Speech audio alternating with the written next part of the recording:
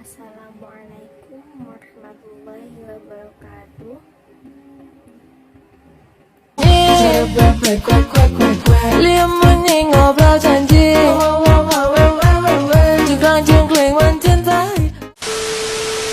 Video ini saya akan menjelaskan tentang sekilas materi konsep dasar bahasa Indonesia untuk melengkapi tugas ujian tengah semester. Langsung saja saya mulai. Yang pertama, materi tentang hakikat bahasa. Secara universal, bahasa memiliki makna sebagai perilaku yang berbentuk ujaran. Seperangkat bunyi bermakna yang dihasilkan oleh alat ucap manusia. Berarti, apakah bahasa binatang tidak digolongkan sebagai bahasa? Komunikasi dan bahasa adalah dua hal yang berbeda. Manusia menggunakan bahasa untuk mempengaruhi pemikiran orang lain, untuk memahami atau bahkan menyepakati. Bisa juga untuk melakukan perjalanan waktu, yakni dengan cara mengingatkan masa lalu atau merencanakan masa depan. Dua yang akan saya jelaskan tentang materi fonologi. Fon yang berarti bunyi dan logos yang berarti ilmu. Secara sederhana, fonologi adalah cabang ilmu yang mempelajari bunyi-bunyi bahasa. Bunyi bahasa yang dimaksud adalah bunyi yang dihasilkan oleh alat ucap manusia, dapat diterima oleh telinga manusia dan memenuhi hakikatnya bahasa. Cabang fonologi tersebut juga dibagi menjadi dua. Yang pertama, fonetik, yang mempelajari bunyi tanpa mempertimbangkan makna, mengkaji bagaimana bunyi dihasilkan, diklasifikasikan, dan dipahami oleh manusia secara mudah. Dan pembagian yang kedua, fonemik, yang mempelajari bunyi dengan mempertimbangkan makna, usaha mempelajari bunyi bahwa peranan membedakan makna pada tuturan yang dihasilkan. Berdasarkan terjadinya proses fonetik dibagi menjadi tiga. Yang pertama, fonetik artikulatoris, dan yang kedua, fonetik akustis, dan yang ketiga, fonetik auditoris. Klasifikasi bunyi bahasa yang terdapat di Indonesia dibagi menjadi tiga bagian. Yang pertama, vokal, bunyi bahasa yang dihasilkan dengan memberikan bunyi keluar tanpa adanya hambatan. Dan yang kedua, diftong. Diftong adalah suatu bunyi bahasa yang ditulis dengan menggunakan dua huruf vokal. Dan yang ketiga, konsonan. Konsonan adalah bunyi bahasa yang dihasilkan dengan menghambat udara keluar dengan menggunakan artikulator tertentu. Pada pembagian vokal juga dibagi menjadi 4. Yang pertama, berdasarkan tinggi rendahnya. Dan yang kedua, vokal berdasarkan maju mundur lidahnya. Dan yang ketiga, vokal berdasarkan posisi bibir. Dan yang keempat, vokal berdasarkan strukturnya. Lain dengan halnya, diftong dibagi menjadi 3, yaitu diftong naik, diftong turun, dan diftong memusat. Dan tak lain halnya, konsonan juga dibagi menjadi 2, yaitu berdasarkan strukturnya dan berdasarkan posisi pita suara. Bagian fonologi yang kedua yaitu tentang fonemik bahasa Indonesia. Fonem merupakan kesatuan bahasa terkecil yang tidak mengandung makna tetapi dapat membedakan makna. Fonem akan memainkan peran pentingnya ketika sudah berada pada tatanan kata. Fonemik mengkaji bunyi bahwa membedakan makna untuk menentukan bunyi golongan fonem atau bukan. Carilah bunyi tersebut pada sebuah kata yang menyandang bunyi tersebut. Lalu bandingkan sebagai kata yang lain mirip. Jika perbedaan makna, maka termasuk dalam kategori fonem. Seperti contohnya kata lupa dan rupa. Dua kata tersebut berbeda makna karena adanya perbedaan bunyi dalam huruf R dan L. Pada pasangan kata tersebut hanya berlaku dalam bahasa Indonesia. Tiap bahasa yang fonemnya masing-masing. Materi yang ketiga yaitu morfologi. Konsep dasar morfologi. Morfologi adalah merupakan cabang ilmu bahasa yang mengkaji seluk-beluk kata serta pengaruh perubahan bentuk kata terhadap golongan dari arti kata. Morfologi menempati urutan kedua setelah fonologi dan tatanan linguistik. Morfologi memiliki objek kajian, yaitu satuan-satuan morfologi adalah morfem dan kata. Proses morfologi yang melibatkan komponen bentuk dasar, alat pembentuk, dan makna gramatikal. Morfem merupakan bentuk bahasa yang terkecil yang mengandung arti dan tidak dapat lagi dibagi menjadi bagian-bagian yang lebih kecil. Misalkan kata lidah, jika dibagi menjadi li dan dah, bagian-bagian tersebut tidak dapat lagi disebut morfem karena tidak mempunyai makna. Jenis morfem yang ada di bahasa Indonesia terbagi menjadi 4 bagian. Yang pertama, berdasarkan kebebasannya, dan yang kedua, berdasarkan keunikannya. Yang ketiga, berdasarkan keutuhannya, dan yang keempat, berdasarkan kandungan makna lasikannya, dan yang kelima, berdasarkan pembentukan katananya. Dalam morfologi terdapat kata istilah sebagai morfem dasar, pangkal, bentuk dasar, akar, dan leksem.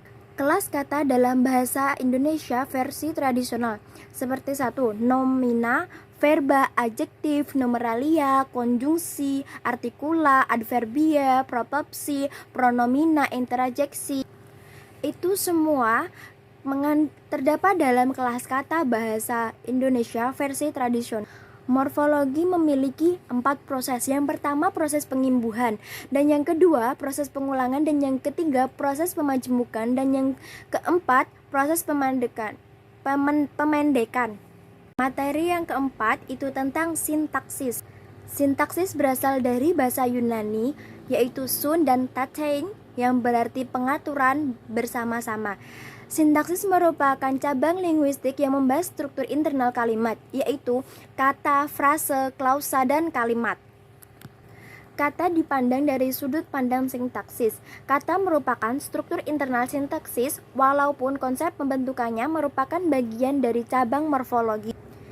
Sebagai satuan terkecil dalam sintaksis, kata berperan sebagai pengisi fungsi sintaksis, penanda kategori sintaksis, perangkai dalam penyatuan satuan-satuan atau bagian-bagian dari satuan sintaksis. Kata dibedakan menjadi 2, yaitu kata penuh dan kata tugas.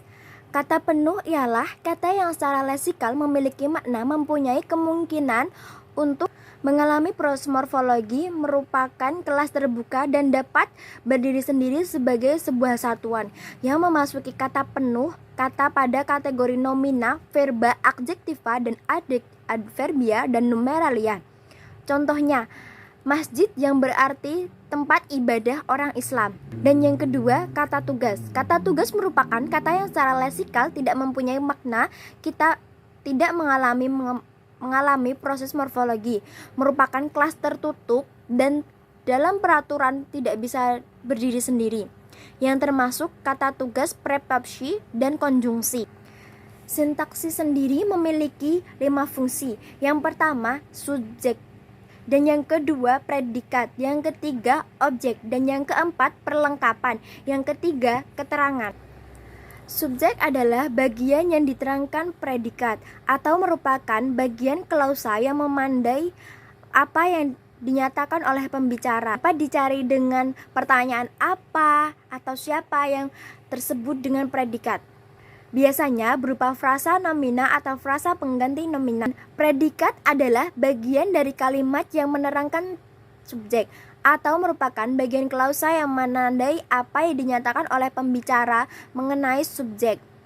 Dapat ditentukan dengan pernyataan yang tersebut. Dalam subjek sedang apa, berapa, di mana, dan lain-lain. Dan yang ketiga, objek adalah bagian dari verba yang menjadi predikat dalam sebuah klausa, ditentukan oleh ketransitifan predikat, biasanya berupa frasa nomina atau frasa pengganti nomina. Kategori sintaksis pada dasarnya ialah makna yang terkandung pada setiap pengisi fungsi sintaksis dalam hubungan dengan fungsi lainnya. Sedangkan peran sintaksis adalah peran yang dimiliki predikat, tindakan, pekerjaan, proses, kejadian, keadaan, pemilikan, kuantitas. Peran yang dimiliki subjek dan objek, pelaku, sasaran, hasil, pengguna, sumber, ukuran, dan lain sebagainya. Peran yang dimiliki keterangan sebagai alat, tempat, waktu, penyerta, asal, dan lain sebagainya. Sintaksis bagian 2 yaitu terdiri dari frasa dan klausa. Frasa adalah konstruksi atau satuan gramatikal yang terdiri dari 2 kata atau lebih yang tidak berciri klausa dan pada umumnya menjadi bentuk klausa. konstruksi frasa tidak memiliki unsur predikat. Unsur pembentuknya adalah morfem bebas dan morfem terikat. Dalam tatanan bahasa, frasa berada di bawah tingkatan klausa dan di atas tingkatan kata. Contoh frasa, baju itu baru, bisa berfungsi sebagai subjek atau objek.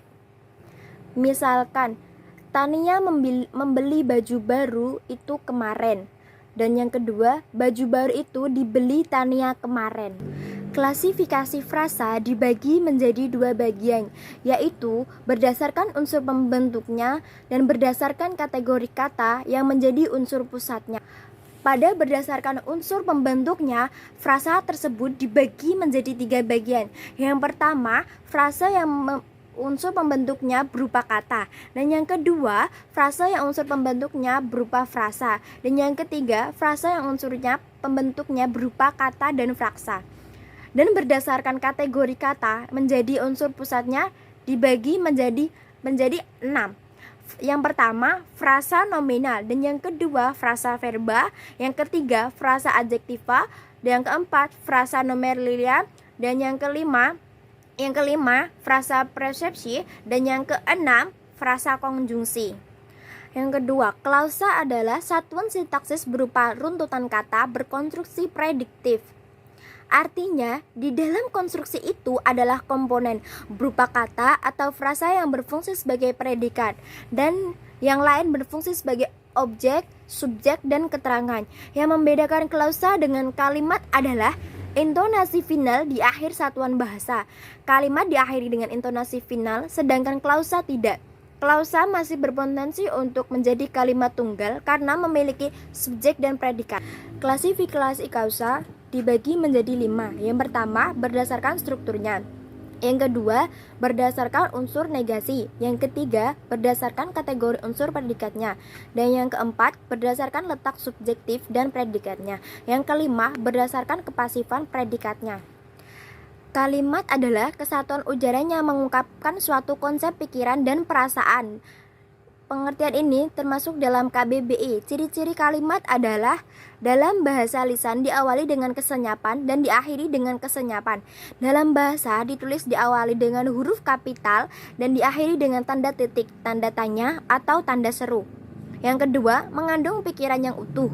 Ciri yang ketiga, mengandung urutan yang logis setiap kata atau berkelompok kata yang menggunakan fungsi Spock disusun menurut fungsinya. Yang keempat, mengandung satuan makna, ide, atau perasaan yang jelas. Jenis kalimat berdasarkan fungsinya dibagi menjadi 4, yaitu berita, tanya, perintah, dan seru. Jenis kalimat berdasarkan jumlah klausanya yaitu tunggal, majemuk. Yang dapat saya jelaskan tentang sekilas materi konsep dasar bahasa Indonesia. Sekian dari saya. Apabila ada kekurangan, mohon maaf, dan wassalamualaikum warahmatullahi wabarakatuh.